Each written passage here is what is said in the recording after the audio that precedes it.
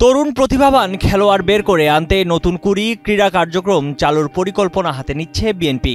শুক্রবার বিকেলে মোহাম্মদপুর শারীরিক শিক্ষা কলেজে জিয়া আন্তঃথানা ফুটবল টুর্নামেন্টের সেমিফাইনাল খেলা দেখতে এসে এ তথ্য জানান জাতীয় ফুটবল দলের সাবেক অধিনায়ক এবং বিএনপির ক্রীড়া বিষয়ক সম্পাদক আমিনুল হক।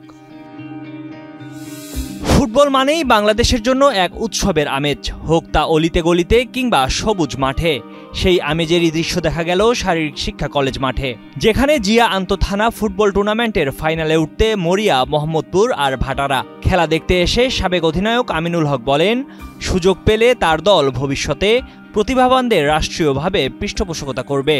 আমরা সেই চিন্তা থেকে নতুন করিয়ে স্পোর্টস নামে আমরা আমাদের সারা বাংলাদেশ থেকে আমরা ট্যালেন্ট হান্ট করতে চাই এবং সেটির জন্য আমরা ওয়েবসাইট তৈরি করব এবং আমাদের 12 থেকে বা 10 থেকে 14 বছরের ভিতরে আমাদের যেই ট্যালেন্ট পাবো, যে আমরা ফুটবলার হতে পারে, আমাদের ক্রিকেটার হতে পারে বা অন্য কোনো যে কোনো স্পোর্টসের হতে পারে, তাদেরকে রাষ্ট্রীয়ভাবে বিকেএসপি নির্মাণের মাধ্যমে আমরা সেই ট্যালেন্ট যারা রয়েছে, সেটা football, cricket, basketball, volleyball, handball, swimming, সাঁতার, যে কোনো ইভেন্টেরই হতে পারে, তাদেরকে কালেক্ট করে আমরা রাষ্ট্রীয়ভাবে তাদেরকে স্কলারশিপ দিয়ে আমরা তাদের পড়াশোনা এবং খেলাধুলাকে রাষ্ট্রীয়ভাবে নিশ্চিত করতে চাই। বসুন্ধরা টিস্যু, অশুদ্ধতার বিরুদ্ধে এক বিন্দুও ছাড় নয়। এ সময় তিনি আরও বলেন, অলিম্পিকে ভালো ফল আসতে পারে এমন 5টি ইভেন্টকে স্কুলে বাধ্যতামূলক করার পরিকল্পনাও রয়েছে তার দলের।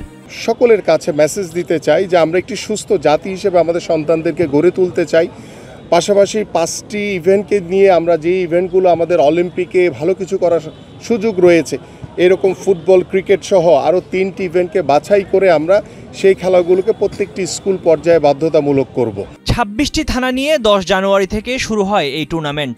এ ধরনের আয়োজন নিয়মিত হওয়ার তাগিদ দেন জাতীয় দলের সাবেক ফুটবলাররা। যে মানুষকে জানানো যে আমরা স্পোর্টসকে নিয়ে আগাচ্ছি, তো যেহেতু স্পোর্টস নিয়ে আগাচ্ছি, আমার সাথে আলাপ হয়েছে নেক্সট ইয়ার থেকে আমরা এই টুর্নামেন্টটাকে এইচবি থেকে নিয়ে আসবো। ফুটবল হচ্ছে যে ধারাবাহিক খেলা, এটা দীর্ঘমেয়াদী ট্রেনিং প্রয়োজন, সারা বছর খেলার মাঠে থাকা প্রয়োজন।